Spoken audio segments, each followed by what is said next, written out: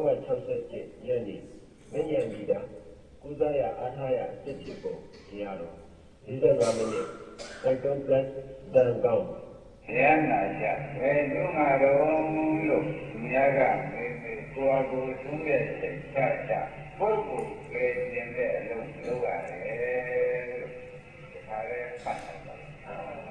ရဟနာရဲ့တရားထုတ်တဲ့သူတော်ဘာလို့ပါလဲအဲဒီနေကြပြီဘုန်းကြီးဓမ္မတွေကပုဂ္ဂိုလ်ကိုကယ်တင်တဲ့လို့ကယ်စီကယ်ပုဂ္ဂိုလ်ကိုကယ်တင်တဲ့လို့အမှန်တရားပုဂ္ဂိုလ်ကိုကယ်တင်တဲ့လို့မသိသေးတဲ့ပုဂ္ဂိုလ်ဟာပုဂ္ဂိုလ်မှာမကနာတဲ့ပုဂ္ဂိုလ်လို့ပြောပုဂ္ဂိုလ်မှာမကနာတဲ့ပုဂ္ဂိုလ်ကိုကယ်တင်တဲ့စိတ်မရှိတဲ့ပုဂ္ဂိုလ်မှာမကနာတဲ့ပုဂ္ဂိုလ်အသိဉာဏ်ရလောင်းနေတယ်လို့ဆိုရတယ်ဆိုရတဲ့အကြောင်းလေးကမှာလို့ကိုယ်လေးကမှာလို့အဲ့ဒါကချုပ်သွင်းလို့ဘုက္ခမရရမြကံကိုသိမ့်ပိုက်နေရတယ်ဆိုရခြင်းတဲ့အနာကိုကြီးကဘယ်လိုပဲရေလောင်းပေမဲ့ပေအောင်ပတ်မဲ့အခြင်းကြီးဘယ်လိုပဲသာရိရှိဝတ္တေသွံအာရံကသနံကာရိမကျွေရရှိမျိုးမျိုးပုံပုံရာကျွေတို့ရှင်းပြများတော့တဲ့ပုဂ္ဂိုလ်ကယ်တင်ရမှာမရောက်ပါဘူးတတ်မှာပူဇော်ရတာရောက်ပါပတ်သက်တဲ့ခန္ဓာကိုယ်ကြီးပူဇော်ရတာရောက်ပါအဲ့ဒါဓမ္မတွေကပုဂ္ဂိုလ်ကိုသနာလို့ရှင်းနေကြဟောကြပုဂ္ဂိုလ်ကိုသနာရတာစိတ်ပင်ရေလုံးစိတ်ပင်ကြီးပွားတော့စိတ်သေးသေးတော့စိတ်ပွင့်နေစိတ်နာနေနာလို့ရှိရင်ဖြင့်ဓမ္မတို့ဒီပင်ကြီးပွားတော့ဒီအပင်ကိုသင်တွေ့တဲ့ပုဂ္ဂိုလ်ကျိုးရုပ်ရည်ကိုဖတ်တာဒီပင်ကြီးပွားတော့ဒီပင်သင်တွေ့တဲ့ပုဂ္ဂိုလ်ဟာသင်ကြဒါပေမဲ့ကိုယ်ကိုယ်ကယ်တင်တဲ့လောကပြန်တရားနာတရားထုတ်တဲ့လို့သိသိချာချာဖတ်ကြပါဒါပြန်ဘုန်းကြီးတို့ဓမ္မတွေမှာငယ်တုန်းကလည်းကယ်တင်ရမှမသိခဲ့ကြီးတော့လည်းဘာကွာသမီးကွာမိကွာဆိုတော့ကွာပြင်းရတဲ့အလုပ်တွေလုပ်နေရတဲ့အတွက်လည်းကယ်တင်ခြင်းမရဘူးဆိုလို့ရှိရင်လူပြေလာတာလေလူကိလေသာဖြစ်လာတာပဲဆိုတော့မှတ်ရတယ်လူပြေလာတာလေလူကိလေသာဖြစ်သိပင်ရေကောင်းတဲ့ဖြစ်ဒါနဲ့ပဲကျုံနေတော့မယ်ဆိုတာဓမ္မတွေဒီစွဲစွဲနေနေမှတ်ပါဩဒီဆရာဘုန်းကြီးပြောတဲ့တရားဘာလို့ပုဂ္ဂိုလ်ပြရတော့ပုဂ္ဂိုလ်မှာပုံခင်ဘယ်လိုသင်မလဲသင်လေနောက်ခန္ဓာဒုက္ခသစ္စာဘဝလေသင်လေအဲ့တော့ဘုန်းကြီးဓမ္မတွေမှာအမြင်လဲသင်လဲကိုဆရာဘုန်းကြီးကမှတဲ့မသေးဘူးလို့ဆိုလို့ရှိရင်လွဲတဲ့ချော်တဲ့မောက်တဲ့ပေါက်တဲ့လမ်းပြောက်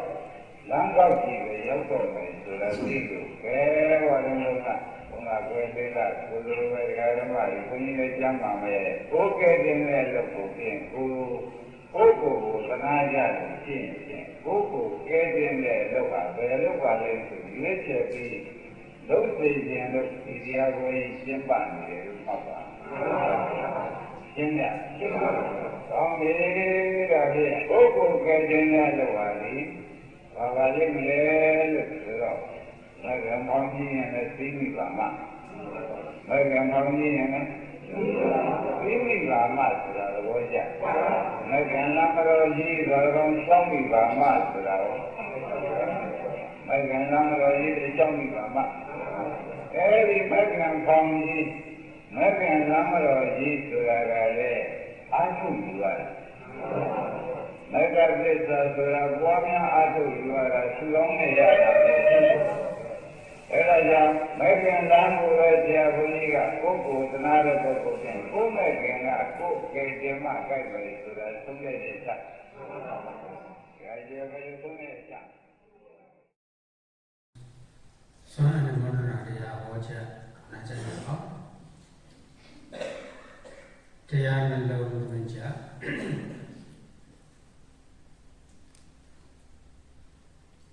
တရားပဲအာရုံပြုကြယနေ့သာသနာတော်နေ့1569ကိုဇာတက္ကရာ1985ခုပြာတော်လာသန်း6ရက်ခရစ်နှစ်2024ခုဇန်နဝါရီလ16ရက်စကိုင်းတိုင်းဒေသကြီးမုံရွာမြို့ချမ်းမြဝတီရအတွေ့ဒါနဓမ္မရံဒီမိုးရိတာအကြောင်းတိုက်ကြီးအတွင်း၌ဓမ္မရံဒီမိုးရိတာအကြောင်းတိုက်ကြီးများ၏ဦးစီးပဒနာနာယကချုပ်နိုင်ငံတော်အကမဟာကမရဏတတိယမဟာဓမ္မဂတိကဘုဇနာဣတတရဓမ္မရံဒီဆရာတော်ဘုရား၏စီစဉ်ညွှန်ကြားမှုဝါဒကိုခံယူပြီးဘုရားမြို့ဓမ္မရံဒီသာသနာတော်ကဖွဲ့ကြီးနှင့်ဒီဘဒဗုဒ္ဓဒါနအသေးမှုတင်သားများအတိအကျလုပ်ခြင်းကြီးများသောနကသောမှာကျောင်းကကျောင်းမှာလူချင်းလူမတို့၏ပစ္စယလောကကိုခံယူပြီး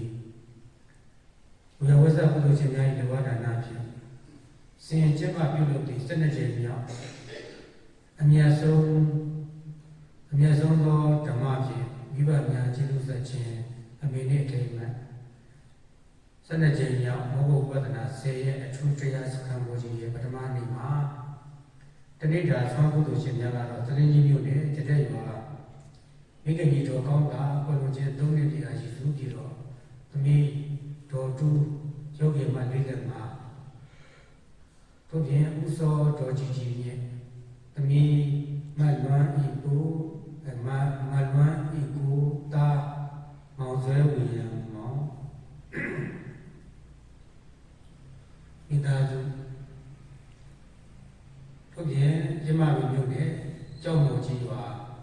ဣဂိကြီးတော်ပိုက်အားရှိသူရဲ့ကိုအောင်မျိုးတော်ခင်ဝင်းဆွေခေါ်တော်တူယောဂီမ46မိသားစုတို့မှာဒီနေ့အာယုံကမြေစွာတနေ့တာတရတော်ဘောဓနာအားများဖြင့်တရားပြဋ္ဌာန်းနေရှင်လို့သူရစကပြောကြပါတယ်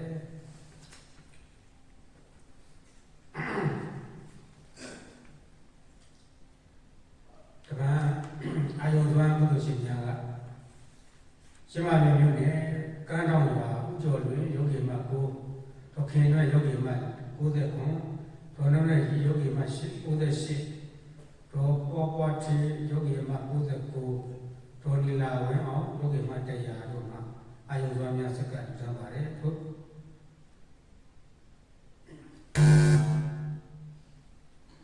တို့ပြင်မန္တလေးမြို့နဂရမိဘများဥဒါ၍ဥဆိုင်ဆိုမြင့်တော်ကြီးလာသမီးမနန်းကြီးပြည့်ခန့်3နှစ်ပြည့်မွေးနေ့ရေလျက်စစ်အလိုတော်ကျက်တဲ့သိန်းကိုဒါမနန်းကြီးပြည့်ခန့်3နှစ်ပြည့်မွေးနေ့ဖြစ်ဖြစ်လူတန်းကြပါတယ်မြို့အချိန်လေးနဲ့ပြင်မှာနော်လူချင်းတွေကအများကြီးဆိုတော့တို့အချိန်ကမရတယ်ပဲနော်ဒီလောက်လေးနဲ့ပဲပေါ့ကျင့်တတ်ပြီပါဘုရားတို့ကဂုဏ်ပြုတော်ဖတ်တဲ့ကခေါ်တဲ့ကလည်းမလဲလူချင်းတွေနာမည်ထပ်ပြီးပါအောင်ပါနော်အဲကြောင့်မလို့ဒီဟာလေးကိုတော့အကုန်လုံးဘုန်းကြီးမဖတ်ချက်တဲ့နာလေးကိုတော့နားလည်ပြီပါအဲ့တော့ဒီလူချင်းဒီတို့ရဲ့လူတန်းမှုတို့ကိုဘုန်းကြီးများကပြန်လည်ပြီးတော့အနုမောဒနာပြုကျေးဇူးဆက်ပေါ်ကြရမယ့်တရားတော်ကတော့အကျိုးကြီးလမြတ်တာနာတရားတော်ဗာတရားတော်လေအကျိုးကြီးလမြတ်တာနာတရားတော်ဒီတရားတော်ကိုဟောကြားသိပြီမနာကြားသိပြီမှာသစ္စာလေးပါးမြတ်တရားကိုပိုင်းခြားခြင်းသိမြင်တော်မူသောသုံးလောကကျော်တာတပ်ပင်မြတ်စွာဘုရားရှင်ဂုဏ်တော်ကိုအာရုံပြုပြီးနမောတတ္တသုံးကြိမ်ဖြင့်ညီညာပြပြပူဇော်ကြောလိုက်ကြပါအောင်ဆို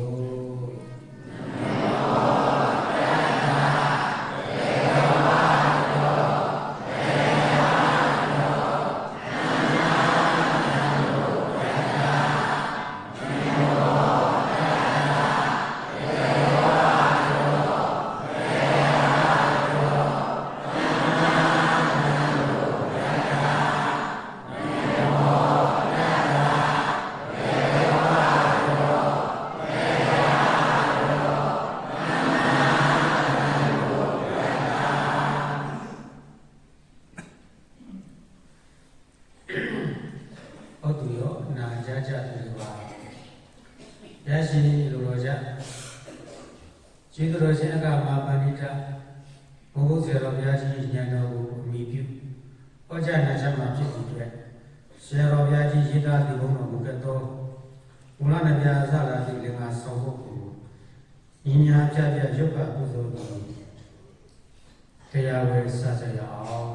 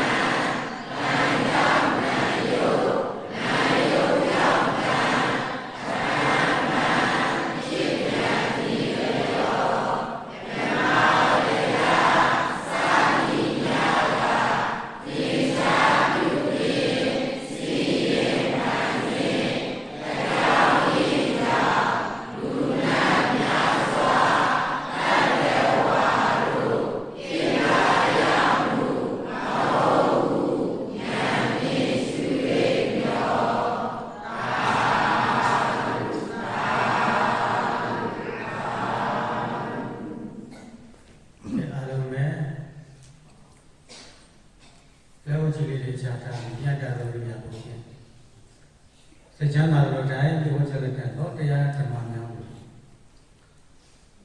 အာယုန်တစ်ပါးစေတော်ပဲဆက်တဲ့နိုင်မှာနာကြပါပြီဒီနေ့ဒါဓမ္မမိတ်ဆွေများကစုပေါင်းပြီးတော့ဒီจิตရဲ့အကြောင်းကိုရဲ့ဒါတနေ့တာဆွမ်းလူကြတယ်နောက်အာယုန်ဆွမ်းလူကြတယ်ပေါ့နော်လူကြတော့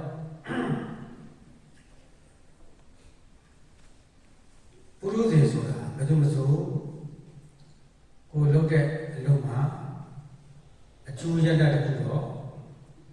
လိုချင်ကြတယ်ရချင်ကြတယ်ပေါ့ဗျာဒါအစမ်းတော့မဟုတ်ပါဘူးဘာကြောင့်လဲဦးသိန်းကအစကိုလုပ်တဲ့အလုပ်ကိုအကျိုးကျေးဇူးမခံစားရရင်လုပ်ချင်ပေါ့နော်သို့တော့တန်တရားတွေကထွမြောက်လို့တဲ့ပုဂ္ဂိုလ်ကတော့ဒီမျောလင်းချက်ဆိုတဲ့တရားမထားရဘူးလေ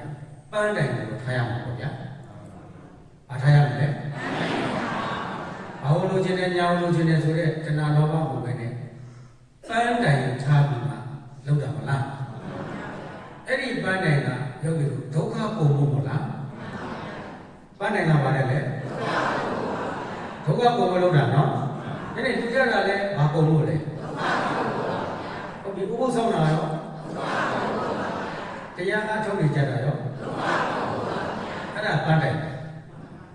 နော်အဲ့တော့ဒုက္ခပုံလို့တဲ့ချိန်မှာဘုန်းကြီးခက်နဲ့လောက်ရတာလည်းရှိတယ်တက်တော့တက်တာနဲ့လောက်ရတာလည်းရှိတယ်အဲ့တော့ခက်ရဲ့တက်တော့တက်တာရဲ့ဘယ်ဟာကြိုက်လဲလို့ရှိရင်မတူဘူးကြတယ်သူကသွားလာတာတော့ခက်တယ်နော်အဲ့ဒါတက်တော့တက်တာနဲ့နေပါရချင်တာနော်အဲ့ဒါကြောင့်ဒါနသဗ္ဗထတာရကံတဲ့ဒါနလူတန်းပေးကမ်းခြင်းစွန့်ကြဲခြင်းပူညီခြင်းထောက်ပံ့ခြင်းဆိုတဲ့ဒါနတရားကသဗ္ဗထတာရကံတဲ့ဒုယကိစ္စအလုံးကြီးပြည့်စုံတဲ့ဘာကိစ္စလူရကိစ္စဒါပေမဲ့ပန်းတိုင်ကသစ္စာပြီးတဲ့ဉာဏ်နော်ဘာသိတဲ့ဉာဏ်သစ္စာပြီးတဲ့ဉာဏ်သစ္စာသိတဲ့အခါမှာ၃မျိုးရှိတယ်သမ္မာသမ္ဗုဒ္ဓဘုရားရှင်ရဲ့အတိပ ပိစိကဗုဒ္ဓဘုရားရှင်ရဲ့အတိတာဝကမြတ်စွာဘုရားရှင်ရဲ့တတိတာတန်ခါအတိနော်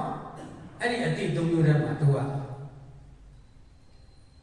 ဘယ်အတိထဲမှာဘယ်အတိနဲ့ဒုက္ခကုန်နေတယ်လဲဒုက္ခကုန်တာတော့သူလူပဲနော်ဒါပေမဲ့အတိညာကြတော့အတိညာကြတော့လည်းကွာသွားတယ်သမ္မာသမ္ဗုဒ္ဓကတော့မိမိဘာသာသိတာပိဋကဗုဒ္ဓလည်းမိမိဘာသာသိတာဒါပေမဲ့တဝကဗုဒ္ဓလို့ခေါ်တဲ့တဝကတွေကြတော့ဆရာကူမသိတာဘာကူမသိတာလဲဘယ်လိုပဲ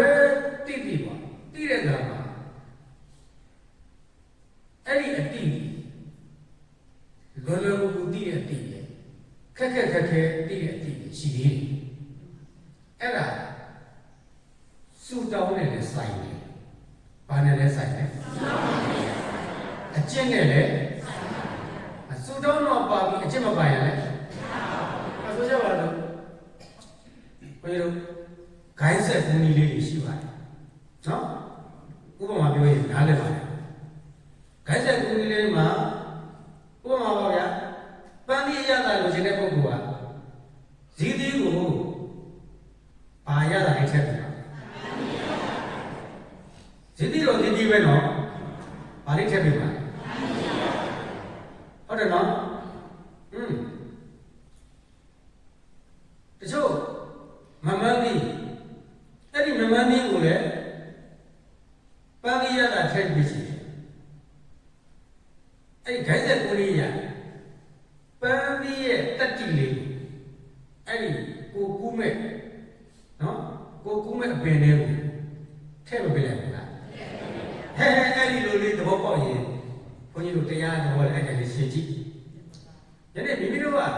နိဗ္ဗာန်လိုချင်တယ်ဘာလို့ချင်တာလဲနိဗ္ဗာန်လိုချင်တဲ့ခါကျတော့ခုနပြောသလိုပဲဘောဓိသုံးမျိုးနော်အဲ့ဒီဘောဓိသုံးမျိုးတွေကကိုလိုချင်တဲ့ဘောဓိနဲ့နော်နိဗ္ဗာန်ရအဲ့လိုနိဗ္ဗာန်ရတဲ့အခါမှာချမ်းသာသွားတာနဲ့နော်ရတဲ့အတိစဉ်းစားရရင်နဲ့ရတဲ့အတိမရှိဘူးလားရှိပါဘူးအဲ့ဒီတိုင်းပဲယောဂီတို့ဒါနကအဲ့ဒီချမ်းသာနော်ချမ်းသာဆိုတာလေအဲ့ဒီတတ္တိကိုထည့်ပေးတာဒါနရဲ့တတ္တိကြောင့်ယနေ့မိမိတို့တွေတရားအထုတ်ရတဲ့အခါမှာချမ်းသာတာနဲ့အထုတ်ခွင့်ရတယ်ဒါနတတ္တိမပါတဲ့ပုဂ္ဂိုလ်ကစဉ်းစားရရင်နဲ့အထုတ်ရတယ်သိဉာဏ်တော်လည်းပဲခက်သိရဒါနတတ္တိကြတော့ဘယ်လိုကူအဲ့လိုလည်းမဟုတ်ဘူးဒါနာထဲမှာဝိပဿနာထပ်ထည့်ဘာထပ်ထည့်ခုနခိုင်းဆက်ကူလေးလိုပဲနော်အဲ့ဒီတတိလေးမျိုးစီလေးမပိုင်ခက်အထောက်ရပြည့်စုံတာပဲနော်ဥပမာဆိုကြပါစို့အရှင်သောနာအထေသားခြေတော်မှာလေအမှုတော်ပေါက်တယ်ဆိုပဲတိတ်နူးညံ့လို့နော်ခြေဘဝလမ်းလျှောက်မဝတ်တတ်တာကြားတယ်တွေးသူလျှောက်တဲ့ဈဉ္ညာတစ်ထင်းတော့အဖေကသူ့ဝိရိယကြီးလုံလို့ဆိုမှမလျော့မတင်စောင်းချုံညင်ပါတယ်လေမလျော့မတင်စောင်းချုံညင်ဆိုမှအဲ့မှာဝိရိယလုံရင်နော်ဥဒိစ္စပဲရောက်တတ်တယ်ဆိုမှအဲ့မှာမပြန့်လို့ရအောင်ဆိုမှဝိရိယနဲ့နော်တမာတိနဲ့ဝိရိယနဲ့ပါနဲ့လေဝိရိယနဲ့တမာတိနဲ့ပြန်ချင်ရပြည့်ရတရားနဲ့ပညာနဲ့ညှိရတရားလုံရင်လည်းမကောင်းဘူးပညာလုံရင်လည်းမကောင်းဘူးဝိရိယလုံရင်လည်းမ တမာရီလိုရင်လည်းအဲ့ဒါကိုတတိတိတဲ့လုံးနေဆိုတာမရှိဘူးလိုတာပဲရှိတယ်ပိုးတယ်ဆိုတာတတိယအားလုံးလို့ပါနော်လိုက်ပြီးတော့မဖြစ်ရဘူးလားအဲ့ဒါကြောင့်ဓမ္မပေါင်းပြောပါကိုကဇန်လေးကိုရအောင်အထုတ်တော်ပြီဥမာဇန်အကျင့်ကိုကျင့်တဲ့အခါချမ်းချမ်းသာသာနဲ့ရတယ်ဝိပဿနာအကျင့်တွေကိုကိုကဒီဌာနပြုရင်းနဲ့ဌာနလည်းပြုတယ်ဝိပဿနာလည်းကျင့်တယ်အဲ့ဒီဌာနတတ္တိနဲ့တွဲပြီးတော့မှရောက်ပြီဝိပဿနာတတ္တိတွေပါသွားတယ်ကိုခုနပြောတယ်နော်ဘုရားနဲ့တွေ့တဲ့အခါမှာတရားနာလိုက်တာလေကြားလိုက်တာလေနော်နာကဘာနာလဲညာကဘယ်ဟဲ့လဲအဲ့မှာဖြည်းဖြည်းဆိုပြီးတော့ခန္ဓာလေးကပေါက်နေတဲ့တိတိုင်းတန်းပြီးတော့မြင်ပြီးတော့တာပဲဘာမှကြားဟုတ်လားဘာမှကြားလိုက်ခိတ်ပါပညာပေါ့မြန်ဆန်ပြီးသွားတယ်ပေါ့ဘယ်လိုသိသွားလဲအဲ့ဒါကြောင့်ဘလို့ဣဒမေပုံညာဘောရိဉာဏတပစ္စယဟောတုဒါကြောင့်ဘောဓိတော်နဲ့မှာတိုင်ပြီးတဲ့အခါမှာချမ်းသာဘယ်လိုသောအကျင့်ဒီဟောတုဖြစ်ပါစေဆိုမှလေတိုင်ပြီးတာဟုတ်လားအဲ့ကျတော့လူချမ်းသာပါသေးလားနတ်ချမ်းသာပါသေးလားဟုတ်ဘဝဒုက္ခတွေကလုံးဝဖို့အတွက်ဆိုတဲ့အခါကျတော့တဏှာမပါဘဲနဲ့မိမိတို့ကဒါပန်းတိုင်တတိယပြောမယ်အဋိဋ္ဌာန်လိုက်တာစုတောင်းလိုက်တာဟုတ်ရဲ့လားစုတောင်းလိုက်တာအဋိဋ္ဌာန်ပြုလိုက်တာအဲ့ဒီလိုမျိုးကြတော့တန်တရားရှိပါမလားရှိပါဘူးအဲ့ဒီလိုလေးသဘောပေါက်ကြနော်အဲ့ဒီလိုလေးသဘောပေါက်ပြီးတော့မှမလုပ်လဲလူရဟုတ်ရဲ့လားလူကအဲ့ဒီလိုအကျိုးကျေးဇူးတွေဟောဒီဌာနကပေးမှာပဲနော်တိုးတော့ကိုမတောင်းလို့မပါဘူးမထင်နဲ့နော်ကိုကမတောင်းတဲ့အတွက်လူချမ်းသာမရဘူးလို့မထင်နဲ့လက်ချမ်းသာမရဘူးထင်နဲ့ယောဂီတို့ခုနကပြောသလိုခိုင်းထားတဲ့အတိုင်းပဲသူတတ္တိတွေပါသွားတဲ့အတွက်ကိုမှနော်ဇီတိတိပဏိယတာပါတော့မမတိတိရဲ့ပဏိယတာပါတော့တတ္တိတွေထည့်သွားတာဟုတ်တော့ပေါ့လားဘာတွေထည့်သွားတာလဲအဲ့ဒီတတ္တိလေးကြီးယောဂီတို့ယဟန္တာမဖြစ်မချင်းဘာမှဖြစ်မချင်းလဲကံတတ္တိတွေကမချုပ်ဘူးရှိနေမှာပဲတော့ပေါ့လားဘာတတ္တိတွေလဲအဲ့ဒီကံတတ္တိကိုဘာနဲ့ပြုတာလဲလို့ပြောတော့ဘုရားဒါနလူတန်းပြီးပြုတာဘယ်လိုပြုတာလဲလူတန်းပြီးပြုတာအဲ့ဒါလေးကိုဘုန်းကြီးကရှင်းပြတယ်နော်ဟုတ်ပြီအဲ့တော့ကောသလဘယင်ကြီးကမြတ်စွာဘုရားကိုလျှောက်တယ်အရှင်ဘုရားဘသူ့ကိုလူရင်ကောင်းတယ်လဲဗျာကဲတို့သူနဲ့သူဘသူ့ကိုလူရင်ကောင်းတယ်လဲ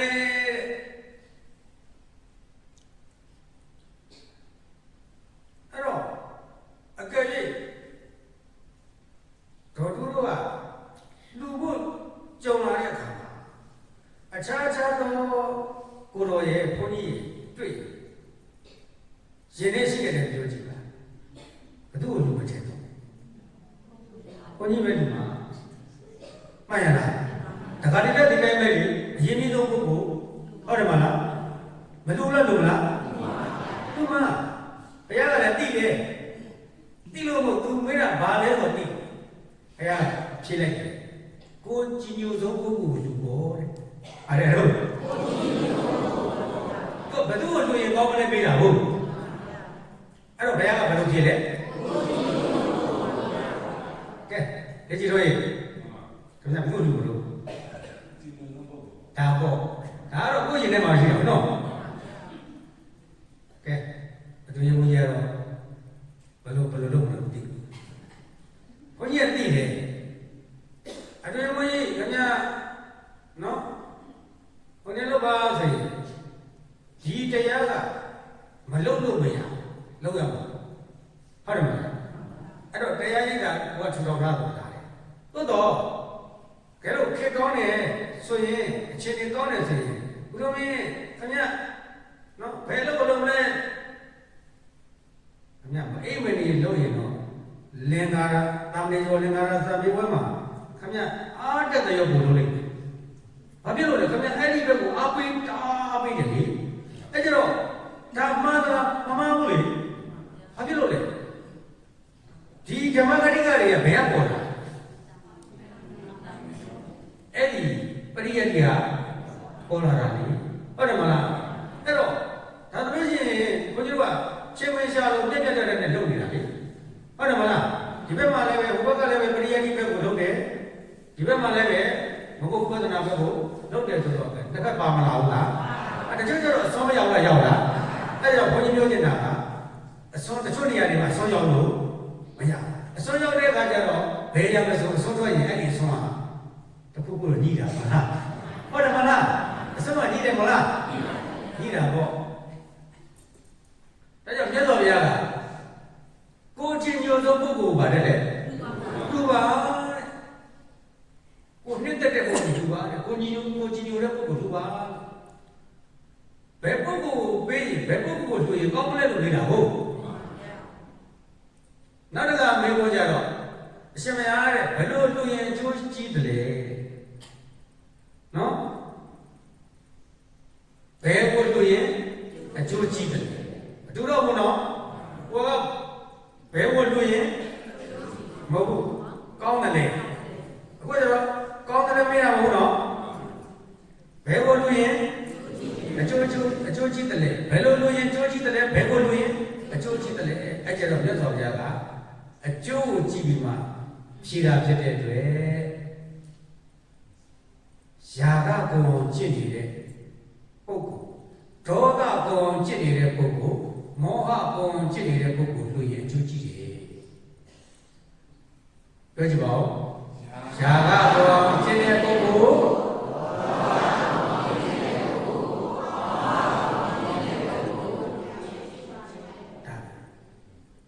ယနေ့ဒုက္ခတွေဖြစ်တယ်ဆိုတာຢာကရှိလို့မလားဒေါသတွေရှိလို့မဟုတ်လားမောဟတွေရှိလို့မဟုတ်လားအဲ့ဒီຢာကတွေဒေါသတွေမောဟတွေချုပ်ငြိမ်းသွားရင်ဒုက္ခဆိုတာလည်းချုပ်ငြိမ်းမသွားဘူးလားຢာကဒေါသမောဟကုန်သွားရင်ဒုက္ခတွေလည်းအဲ့နိဗ္ဗာန်နဲ့စဉ်းစားနိဗ္ဗာန်လို့ချင်ရင်ຢာကကုန်အောင်လုပ်ရမယ်ဒေါသကုန်အောင်လုပ်ရမယ်မောဟကုန်အောင်လုပ်ရမယ်မှန်ရလားຢာကဒေါသမောဟတွေကုန်သွားရင်ဒုက္ခတွေလည်းမကုန်လားကုန်လားမနေ့ကလည်းပြောခဲ့တဲ့သင်တန်းမှာနော်ဟုတ်ပြီအဲ့တော့မြတ်စွာဘုရားကအဲ့ဒီကောသလဘုရင်ကြီးရဲ့အမေကိုဖြေမမေးဘဲနဲ့ဖြေတာရှိသေးတယ်အဲ့ဒါနန္ဒမာတာဆိုတဲ့ဒကမာကြီးကအမတန်ထူးဆန်းတဲ့အံ့ဩတယ်ကောင်းတယ်အံ့ဩတယ်ကောင်းတယ်သူအနာဂတ်သူကဝေလူကဏီမြို့မှာအရှင်သာရိပုတ္တရာနဲ့တကွယဟန္တာအပါ900ယဟန္တာဘယ်ပါလဲကြွသွားအကြောင်းကြားမတော်ဘူးနော်နတ်ကနေမှလာလိမ့်မယ်နှမရေအဲ့ဒါမင်းအဲ့ကုသိုလ်တွေမင်းရအောင်မလို့ဆိုတော့ကျုပ်တင်ပြီးဆုံးကပ်ဖို့ပြင်ဆင်ထားပြီးသားမြတ်စွာဘုရားကလည်းရေတော်ကျောင်းတော်ကနေမှငါရဲ့သမီးတော်ကြီးနန္ဒမာတာတော့ဟေ့အကျိုးရှိမှလာတယ်အလူကြီးတခုတော့သူတွားတော့မယ်အကျိုးရှိမှလာတယ်လူတွေနော်ဘာတဲ့ရတော်လို့အကျိုးရှိမှလာတယ်ပေါ်မျိုးတို့ခဏတော့မှတ်ထားကြခဏတော့မြေကြီးမျိုးရှင်းပြအောင်ပါအကျိုးရှိမှလာတယ်အလူတွေဘုရားဟောတဲ့အကျိုးကြီးမားလာတဲ့အလှူကစိုက်မပါဘူးဘိသိက်မပါဘူးမန္တက်မပါဘူးအတိမုတ်တွေရှင်လောင်းနေတာမပါဘူးနော်မပါဘူးအဲ့ဒါလည်းတွက်ထားအဲ့တော့ဘယ်လိုလုပ်လဲအလှူခံဘက်ကအင်္ဂါ3ရက်အလှူရှင်ဘက်ကအင်္ဂါ3ရက်ဘယ်နှရက်အလူခံဘက်ကအင်္ဂါဘယ်နှရက်အလူရှင်ဘက်ကအင်္ဂါဘယ်နှရက်နှစ်ခုပေါင်းလိုက်တော့အင်္ဂါ6ပါးနဲ့ပြည့်စုံပါ အလူခံဘက်ကအင်္ဂါကဘာလဲသောတော့ကကောသလဘယင်ကြီးကိုဘုရားမင်းနဲ့အတိုင်းပါတစ်ယာကကိုရဒေါသကိုရမယ်မောဟကိုရတော့မဟုတ်ယာကကိုအောင်ကျင့်ရမယ်ဒေါသကိုအောင်ကျင့်ရမယ်မောဟကိုအောင်ကျင့်ရမယ်တနည်းယာကကိုအောင်ကျင့်သူဒေါသကိုအောင်ကျင့်သူမောဟကိုအောင်ကျင့်သူပြောသမောင်း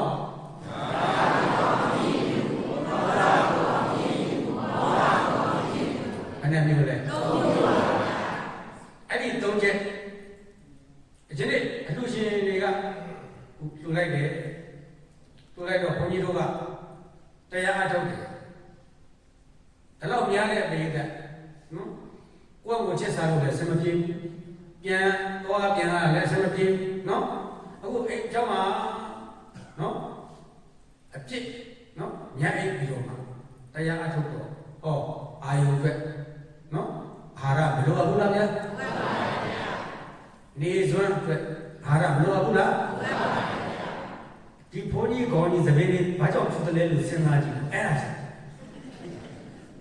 ဘုန်းကြီးလုံးတော့မယ်အလုံးလုံးတော့မယ်ဆိုတော့အလူရှင်ပေါ်ဝမနာရှိမလားဒီကိုရုံးကလည်းပဲဒီဓမ္မမိတ်ဆွေတွေပဲလေ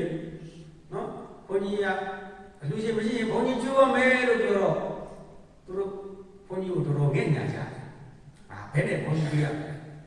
တို့ဝိုင်းသူမှာပေါ့ဆိုတဲ့စိတ်နဲ့နော်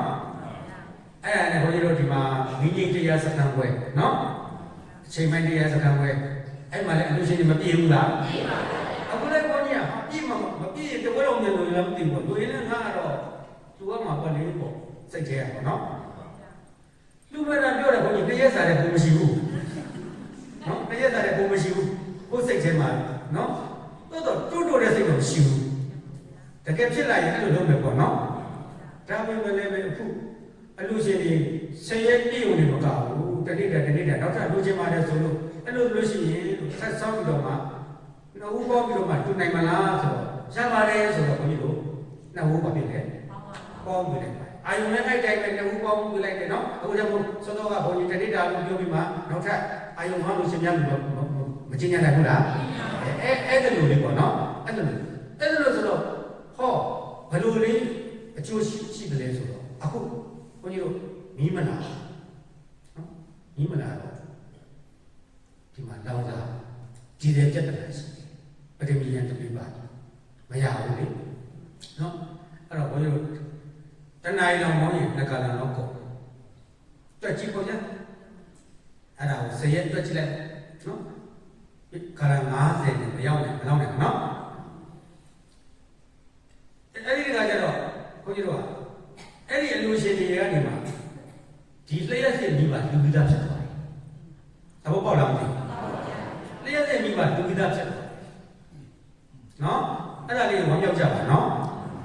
အဲ့လိုပေါင်းလိုက်တဲ့အတွက်ပေါ့နော်အဲ့ဒီကထွက်လာတဲ့ဟာတွေဘုန်းကြီးတို့ဒီလျှက်စစ်ဘက်မှာဘုန်းကြီးတို့ရေလျှက်စစ်ဘက်မှာဘုန်းကြီးတို့ပြန်ပြီးတော့မှပံ့ပိုးရအဲ့ဒါတရားလူရှင်တွေလို့မရှိပါဘူးနော်ဒါကတော့ဘုံဘုံသိအောင်ပြောပြတာနော်အဲ့တော့ဘုန်းကြီးကဒီဥစ္စာတော့ဒီမှာခေါင်းကသပင်ကြီးကဖြူပုံပေါ့ဗျာအမှန်တော့ဘုန်းကြီးကဟာလားတက်30ကျော်လောက်ဖြစ်ချင်တယ်သပင်မဖြူချင်ဘူးပေါ့တော့အဲ့ဒီလိုလေးပေါ့နော်စဉ်းစားရတဲ့အခါကျရင်ခေါင်းလေးကပူတာပေါ့ဗျာနော်ပူတာပေါ့ကဲထားတော့အဲ့ဒါကြောင့်ဒီယောဂီတွေကိုအဲ့ဒီလိုနော်အာဟာရတွေနဲ့ထောက်ပံ့လိုက်တော့စဉ်းစားကြည့်ဒီယောဂီတွေကနော်အရက်ထဲမှာကြည့်လိုက်နေမယ်ဆိုရင်နော်လောဘတွေဒေါသတွေမောဟတွေဒင်းချမ်းပြည့်ပြီးတော့အာယု၅ပါးကာမဂုဏ်တွေနဲ့ဟုတ်ရလားကိလေသာတွေနဲ့ဇပန်းလုံးမနေရဘူးလားဟောရိတ်တမှာလာပြီးတရားဓမ္မတွေပွားများလိုက်တဲ့အခါကျတော့တည်င်ကဗဟန်းလို့ခေါ်တဲ့နော်တရားထိုင်နေတဲ့အချိန်မှာလောဘလေးတွေဖြစ်သလားဗျာဖြစ်ပါဘူးဗျာဒေါသတွေဖြစ်သလားဗျာဖြစ်ပါဘူးမောဟတွေဖြစ်သလားဗျာဒါဆိုရင်သူကျင့်နေတဲ့အချိန်ကြီးရာဂကုံကျင့်နေတာမဟုတ်ဘူးလားဒေါသကုံကျင့်နေတာမဟုတ်ဘူးလားမောဟကုံကျင့်နေတာမဟုတ်ဘူးလားဒါကြောင့်မလို့ဒါရာဂကုံကျင့်သူဒေါသကုံကျင့်သူလို့ပြောလို့ရတယ်ကုံသွားပြီလို့ပြောလို့မရဘူးလေကုံအောင်တော့ကျင့်နေတာပဲသဘောပေါက်လားဘယ်လိုကျင့်နေတာလဲ ဘူးလားအဲ့ကြောင့်ဒီအင်္ဂါနဲ့မညီဘူးလားညီလားညီတယ်ဒါကအလူခံဘက်ကနော်တခါတော့ကြောက်အောင်အလူရှင်ဘက်ကအင်္ဂါ3ရက်အလူရှင်ဘက်ကအင်္ဂါဘယ်နှစ်ရက်လဲ3ရက်နော်ပုဂ္ဂိုလ်ကသူမနောဟောတိမလူခင်မှာလဲဝမ်းမြောက်နေရမယ်နံပါတ်1မလူခင်မှာလုပ်နေရမယ်ဒါကစိတ်ကမသားတည်းလှူစင်နေမှာလှူနေကြုံးမှာရေသက်ချက်နေတဲ့အချိန်မှာကြီးလေးဝမ်းပန်းတတာနဲ့စိတ်လေးကြီးလေးနေရမယ်ဟုတ်ပြီလားတတဝါအတ္တမနောဟောတိလူပြီးသွားရင်လည်းဝမ်းမြောက်ဝမ်းသာဖြစ်နေရမယ်နော်လူပြီးသွားရင်လည်းမလုပ်မလဲနော်လူပြီးသွားရင်လည်းဝမ်းမြောက်ဝမ်းသာရှိရမယ်ဆိုတော့ဒါဖြင့်စေတနာဘယ်တစ်ခုနဲ့ပိုင်းတာလူပြီးစေတနာရဲ့လူတဲ့စေတနာရဲ့လူပြီးစေတနာပြောကြည့်အောင်လူပြီးစေတနာရဲ့လူတဲ့စေတနာရဲ့လူပြီးစေတနာစေတနာဘယ်နဲ့တန်လဲစေတနာသုံးတာအဲ့ဒီစေတနာသုံးတဲ့ညီသွားရင်အဲ့ဒီအလှဟာအကျိုးကြီးတဲ့မြတ်တာနာပဲဗါတယ်လေအကျိုးကြီးတဲ့မြတ်တာဘလောက်တော့အကျိုးတွေကြီးတယ်လဲမင်းရင်တဲ့သမုဒ္ဒရာတွေကရေတွေကိုရေတွက်စမ်းရလားမရပါဘူးမရဘူးတဲ့နဲလို့လားများလို့လားများပါဘူးအဲ့ဒါကြောင့်မြတ်စွာဘုရားကမဟာပုံညက်ခံတွေဝကုသိုလ်တွေများလို့တဲ့အတွက်အတ္တင်ချီရေတွက်လို့မရဘူးဘာလို့မရလဲရေတွက်လို့မရဘူးသမုဒ္ဒရာကြီးရေတွက်လို့ရသလားမရပါဘူးဘယ်နဲ့ကံလို့ရေတွက်လို့ရလားမရပါဘူးတိုက်တာလို့ရသလားမရပါဘူးယနေ့ဒီသမုဒ္ဒရာကြီးရဲ့အနဲ့အတိုက်တာအတိအကျဘယ်သူမှမသိဘူးသူတို့တိုင်းလို့ရတဲ့နေရာလေးတော့ပြတာပေါ့ဗျာနော်တိုက်တာတော့ရှိပါတယ်ဘာဖြစ်လို့မရတယ်လဲမင်းအောက်ထိငုံနိုင်တဲ့အနေထားမရှိဘူးရေဖိအားနေနော်အေးဒါကြောင့်မလို့သမုဒ္ဒရာကြီးရဲ့ရေသမုဒ္ဒရာရဲ့အနဲ့ဟာတိုက်တာလို့မရရေတွက်လို့မရတယ်လို့ပဲကုသိုလ်တွေကလည်းများပြားလို့တဲ့အတွက်တိုက်တာလို့မရဘူးရေတွက်လို့မရဘူးအဲ့တော့ဒီကုသိုလ်တွေဒီတန်လျာကြီးအရှိကြီးဆိုစဉ်းစားကြည့်တယ်ပေးပြီဘောအကျိုးอ่ะဟုတ်တယ်မလားတဘောပြီးတဘောပေးလို့မရဘူးလားမရပါဘူးအဲ့ဒါနိဗ္ဗာန်မရမချင်းတနည်းယဟန္တာမဖြစ်မချင်းဒီအကျိုးကျေးဇူးတွေရမရတောင်းတရားလို့လားစွမ်းအားထက်မြက်တဲ့တတိထက်မြက်တဲ့အရေးချင်းပြေဝတဲ့ကုသိုလ်တာလုပ်တာမတောင်းလဲရမှာပဲတောင်းတယ်သဘောပေါက်လားတော့တောင်းရင်ကနှလုံးသွင်းမနဲ့တောင်းပြီးရင်ကတဏှာကိလေသာတွေပါလာရင်ကိုလုပ်တဲ့ကုသိုလ်မှာစင်ကြယ်မှုနည်းသွားမှာပေါ့။ဘာနည်းသွားမှာလဲ။စင်ကြယ်မှုနည်းသွားမှာ။ဒါကြောင့်စင်ကြယ်မှုမနည်းရနေအောင်ဒီနေ့မိမိတို့ရဲ့ခန္ဓာကိုညင်လေးနဲ့ကြည့်လိုက်တော့ကဲရုပ်ပဲကြည့်လိုက်နာမ်ပဲကြည့်လိုက်နော်ဖောက်ပြန်နေပျက်စီးနေတယ်ဖောက်ပြန်နေတယ်ပျက်စီးနေတယ်ကြည့်လိုက်နော်အဲ့ဒီရုပ်ကြီးဖောက်ပြန်နေတဲ့အတွက်ရုပ်ကြီးရဲ့နှိမ့်ဆက်တဲ့အတွက်ညောင်းလိုက်ညားလိုက်တောင်းလိုက်တဲလိုက်ကြိုက်လိုက်ခဲလိုက်မနေဘူးလားဗျာ။နေပါဘူးဗျာ။ချက်တာလားဆင်းရဲလားဆင်းရဲပါဗျာ။ဒီဆင်းရဲတာမျိုးလိုချင်သလားအဲ့ဒီမလိုချင်တဲ့စိတ်နဲ့ဒီလိုဒုက္ခမျိုးအလားတူတဲ့ဒုက္ခမျိုးမလိုချင်လို့သူတတ်ပါဘုရားဆိုတော့ကဲတဏှာလာသေးလားလာပါဘူးဗျာဒိဋ္ဌိရောကတ်သေးလားလာပါဘူးအဲ့ဒီလူမစင်ကြယ်ဘူးလားစင်ကြယ်လားစင်ကြယ်ပါဗျာအဲ့ဒီလိုမျိုးညင်လေးမပါဘဲနဲ့လူကရင်စေတနာသုံးတယ်တစ်ခါမှာနော်လောဘတွေဝင်တတ်တယ်ဒေါသတွေဝင်တတ်တယ်ကျုပ်လိုတဲ့စိတ်တွေပေါ်တတ်တယ်သဘောပေါက်လားအဲကြောင့်စေတနာပဋ္ဌာန်းညီရမယ်ဒီစေတနာသုံးတာညီဖို့ချိန်မရတော့ဘူးနော်ကဲအဲ့လိုလေစေတနာသုံးချက်ကညီပါစေစေတနာသုံးချက်ညီရင်ဒီဌာနရဲ့အကျိုးဒီနည်းနည်းနော်အကျိုးလားကြီးမားလာတဲ့အကျိုးလားကြီးမားလာတဲ့အကျိုးပါအဲ့ဒီအကျိုးကျေးဇူးနော်ရှိပါတယ်လို့သိပြီးတော့မှတပည့်တော်တို့ရဲ့ပြည့်စုံတဲ့လူကြီးနော်တပည့်တော်တို့ဖယားအရိယာသူတော်ကောင်းကိုတည်တော့သစ္စာ၄ပါးကိုသာသိရပါလို့ဗျာ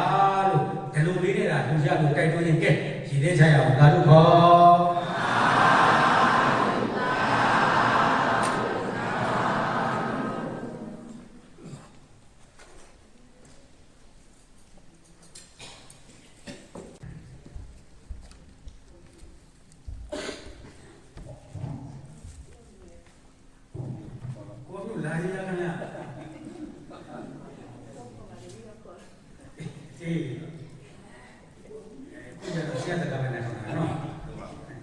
ရာကနာမအချမ်းကိုဒ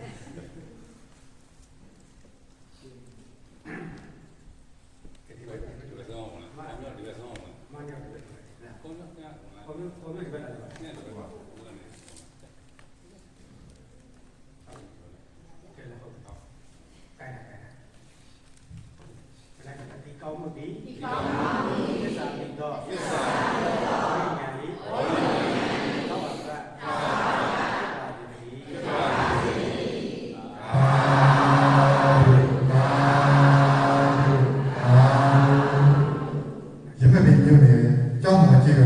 မိခင်ကြီးတော်ပိုက်အာကြီးဆိုပြီးကိုအောင်မျိုး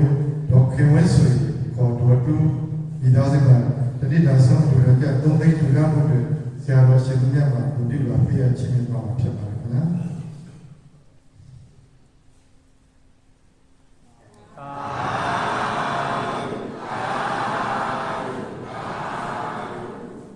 ဆက်ပြီးစနေကြီးပြုတဲ့ကြတဲ့ကျွေးမှာမိခင်ကြီးတော်ကောင်းအားသုံးနှစ်ပြည့်ရာရည်စွေးသမီးတော်တူဥစောတော်ကြည်ကြည်မြင့်သမီးမလွမ်းကူတာမောင်ဆွဲဝေယမောင်မိသားစုကတတိယဆုံးအလိုတော်ကြသုံးသိန်းထူထောင်မှုတွေကိုပြည့်ပါလက်ခံနိုင်မှလေးစားစွာဖြင့်တန်ကြပါ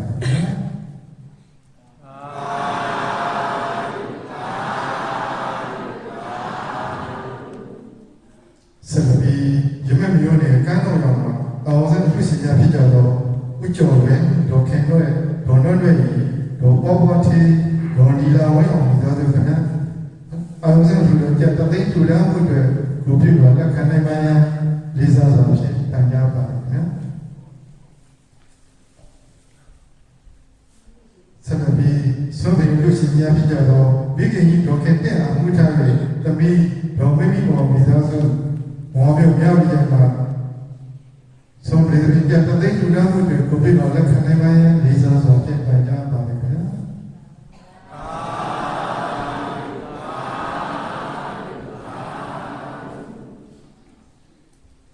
ဆက်ပြီးမောင်မျိုးမြောက်ရနတ်တော်နဲ့မှာရေကျစေတူကြသုံးသောလူရှိများဖြစ်ကြတော့ဥပမာတော်မကြီးရောအရေးစွေကိုစောဝဲနိုင်မထေရတောင်းမောင်စာနီတို့မိသားစုကလည်းကိုပြပါလက်ခံနိုင်မှလေးစားစွာဖြင့်ပန်ကြားပါ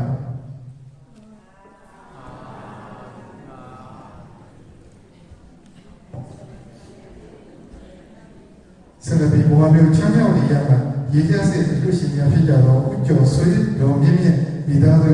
ကြံသုံးသောလူသားတို့ကိုပြပါလက်ခံနိုင်မှလေးစားစွာဖြင့်ဖိတ်ကြားပါမယ်ခင်ဗျာ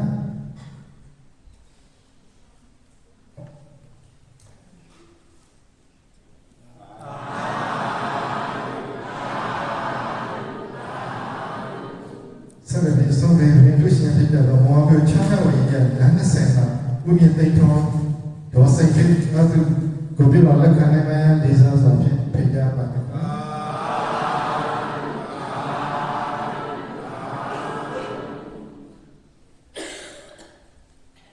ဆက်ပြီးရေးတဲ့ဆက်ကိုရှင်ရဖြစ်ကြတော့ဘုရားမျိုးနဲ့ကျင်းစနေပါမှာဥအောင်တော်ခင်တဲ့မိသားစုရေးတဲ့ဆက်ကြဖန်တော်လူသားတို့ကိုပြပါလက်ခံနိုင်မှလေးစားစွာဖြင့်ပန်ကြားပါမယ်ခင်ဗျာ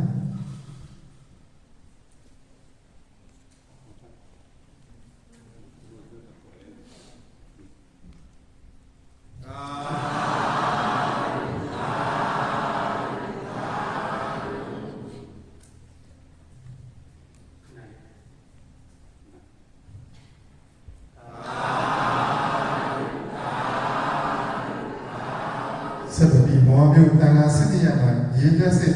ဖြူရှင်များဖြစ်ကြတော့ဥမြမောင်ဒေါ်နီတို့အားရည်ဆွေးဥကျော်မဲဒေါ်ချိုချိုဝဲမြေမရှောရည်ဆံမိသားစုကြအားလုံးလူသားတို့ကိုပြပါလက်ခံနိုင်မှလေးစားစွာဖြင့်ပန်ကြားပါမယ်ခင်ဗျာ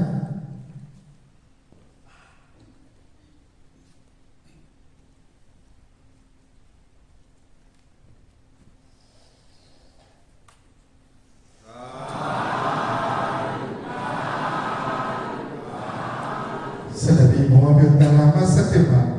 မိခင်ကြီးတော်မြင့်မြတ်တဲ့အမှုထားရတော့မောင်ဝေဖြူအောင်မောင်နိုင်ရဲအောင်မောင်ဇံဝေအောင်ကိုရီးယားကနဒါတနမိသားစုမှာရေပြတ်စစ်တို့တော့ကြတဲ့ရှိတောင်းထူထားဖို့တွေကိုပြပါလက်ခံနိုင်မှလေးစားစွာဖိတ်ကြားပါတယ်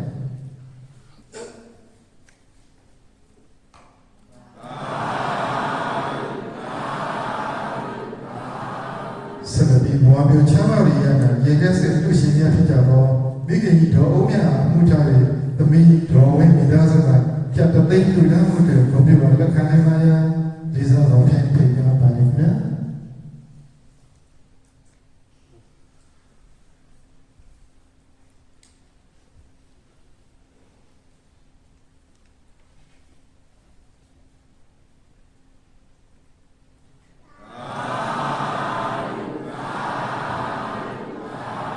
စကတိဘဝမျိုးများဝင်ရမှာဒီလက်စစ်ပြုရှင်ရဖြစ်တော့မတ်ဇော်ဝေနဲ့မတ်တီထွန်မတ်ချင်းပြေစုံမိသားစုကဒီလက်စစ်ပြုတော့ကြအားသောကုလမှုတွေကိုပြပါလက်ခံနိုင်ပါရလေးစားစွာဖြင့်ပြေကြပါလိမ့်မယ်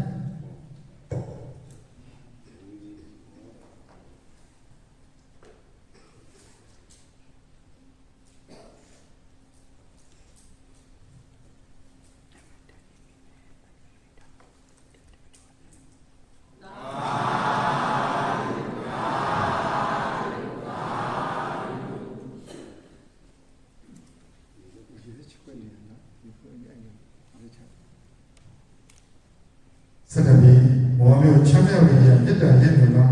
မင်္ဂလာမြတ်ကနာအလှရှင်များဖြစ်တော့ဥမောင်ဒေါ်အေးပြင်းမောင်ကြီး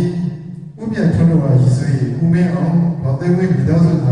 မင်္ဂလာမြတ်ကနာအလှကကြက်သိမ့်လူရမှုတွေကိုပြပါလက်ခံနိုင်ပါရဒီစားတော်ဖြင့်ပြကြပါလိမ့်မယ်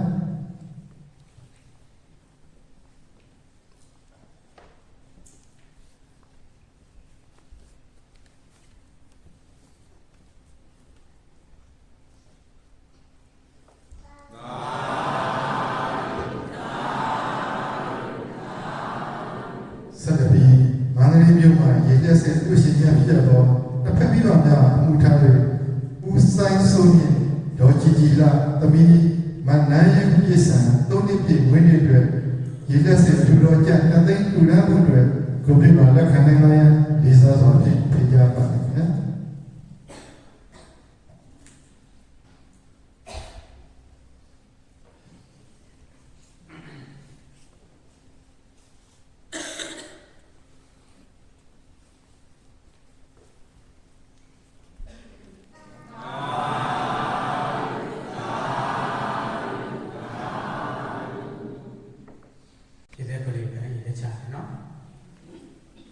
ရှင်ဘုရားဘုရားမိတော်ဘုရားမတို့သည်လက်ရှိခန္ဓာဒုက္ခသစ္စာဖြစ်ပြခြင်းကိုခိုင်ခံတည်း၍ဘုရားတိတိဖြစ်ပါ၍နောင်ခန္ဓာဒီဘာဂဝောဒုက္ခသစ္စာဖြစ်ပြခြင်းကိုမလိုချင်သောမရချင်သောဉာဏ်ဖြင့်ဒုက္ခတို့၏ချုပ်ရငြိမ်းရာတရားဖြစ်သောနိဗ္ဗာန်၏ရောက်ရာရောက်ကြောင်း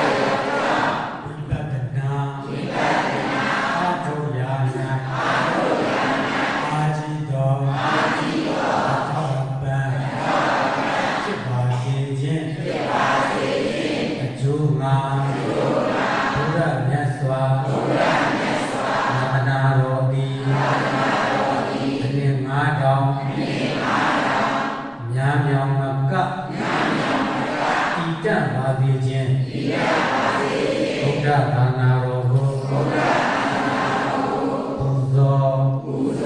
ချီးမြှောက်ထောက်ပံ့လိုတော်အဖြစ်၎င်းအမဘုံနှင့်ယောဂီဘုံကိုအာယုပြုပါအာယုစွမ်းမေစွမ်းမေတ္တာအာရမဖြင့်ပြတံယေရှုလန္နာလူကံကြပါဘောဟိသုပြေတဝါအာယုဇွမ်းနှင့်ဒီရက်စစ်လူတော်တိအတိဝိနိမနန္ယူပြည့်ဤမနန္ယူပြည့်ကံဤ နှစ်ပြည့်မွေးနေ့အလူနဲ့တကွာရေလျက်စစ်အလူတော်မင်္ဂလာမဲ့ခင်နမတော်လူတော်ဓမ္မပူဇာအလူတော်အတိယတိလူတန်းကြပါ၏ရဏကိုဘုံပါနှင့်ရှစ်ဆုံသောယတိနာကိုခံယူခြင်းသို့ဒီကြပါ၏သွမ်းပရိသာပင်အလူတော်ကိုလည်းခံကြပါ၏ဤကုသိုလ်သည်ဘုရားပိစိကဗုဒ္ဓအရိယာရှင်မြတ်တို့ပြည့်မြတ်သောသစ္စာလေးပါးကိုသိမြင်ခြင်း၏အထောက်ပံ့သည်ဖြစ်ပါစေတည်းဤကုသိုလ်၏အဖို့ဘာကကိုဘုံကျေးဇူးအဖြင့်ကြီးမားကြကုန်သောဝေလူဖြစ်ဖြစ်သောမိခင်ကြီးတို့ကောင်းတာအား၎င်းမိခင်ကြီးတို့ပိုက်အား၎င်းအမြတ်ပြည့်ပါကုန်၏တို့ရင်တဝဥမောင်တို့မှတ်ယူတို့အားအမြတ်ပြည့်ပါကုန်၏တို့ရင်တဝကိုယ်ဆောင်နဲ့အင်းဆောင်တာပါမကြံကြာကြာတည်းများလူကြမ်းမှာတတ္တဝါတို့အားအမြတ်ပြည့်ပါကုန်၏သုံးသက်တဲ့ဘုံရှင်လည်းကုန်သောမိမိယဒုက္ခိတတတ္တဝါပေါင်းတို့အားအမြတ်ပြည့်ပါကုန်၏အထူးအားဖြင့်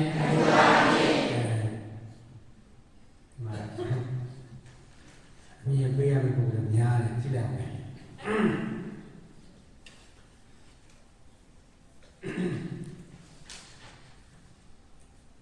အထူးအားဖြင့်ဘောပေါင်းသာအမြတ်ပြုပါကုန်၏သောပိုက်အားလည်းအမြတ်ပြုပါကုန်၏ဥမောင်သောမှတ်ရည်တို့အားလည်းအမြတ်ပြုပါကုန်၏လစေသောညွန့်ရည်တို့အားအမြတ်ပြုပါကုန်၏သုပြင်တဝဥမောင်မောင်သောအေးမြင့်တို့အားအမြတ်ပြုပါကုန်၏အမြတ်ရကြပါစေသော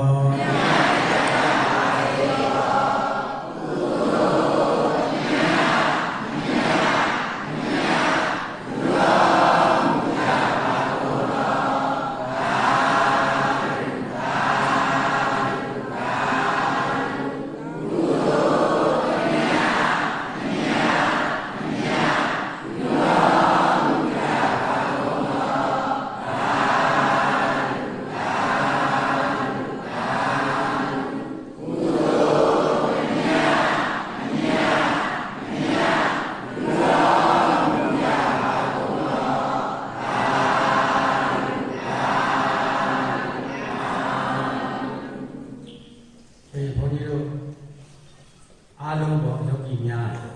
နော်လုံခြုံရေးအန္တရာယ်ပေးရေးဆိုမှနော်ဘုန်းကြီးတို့ဒီယောဂီလည်းပဲတစ်ပိုင်းပေါ်ထားတယ်အချိန်ပိုင်းနဲ့နော်ဒီအချိန်ကြီးယောဂီပေါ့နော်အဲ့တော့အချိန်ပိုင်းယောဂီကျတော့ဘုန်းကြီးတို့ဒီလေသွက်ကလေးပေးထားတယ်အဲ့လေသွက်ကလေးကဒီမောကဝိညာဉ်နဲ့လေသွက်ကလေးဆွဲပြန်ရင်အဲ့ဘုံမှာပဲပြန်ပြီးတော့အထာကလေးပေါ့နော်နောက်တစ်ခါဘုန်းကြီးတို့အဲ့ဆိုင်ကယ်လေးပါခဲ့ရင်အဲ့ဒီဆိုင်ကယ်မှာလည်းပဲဆိုင်ကယ်အနံ့နဲ့ကတ်လေးပေါ့နော်အဲ့ဒါလေးနဲ့ဆိုတော့ဒီဆိုင်ကယ်အပြောင်းရှာတယ်လဲတော့ပေါ့နော်နောက်မှဆိုရင်သူ့ဟာလို့ကိုယ့်ဟာလို့နဲ့တချို့ကအလက်သမားတွေကချောင်းအောင်ဒီလိုဝေးဆိုတော့နော်အဲ့လိုဖြစ်မှဆိုတော့အဲ့ဒါလေးလည်းပတ်ထားပေါ့နော်အဲ့ဒါမမေ့ပါနဲ့နော်အဲ့ဒီ ဆိုင်ကအတန်လေးဟိုလည်းမမေ့ပါနဲ့အဲ့ဒါလေးကိုဘုန်းကြီးတတိယလို့ပြောတယ်ပေါ့နော်ကဲဟုတ်ပြီကဲတို့ဘုသောကနာသင်ရအောင်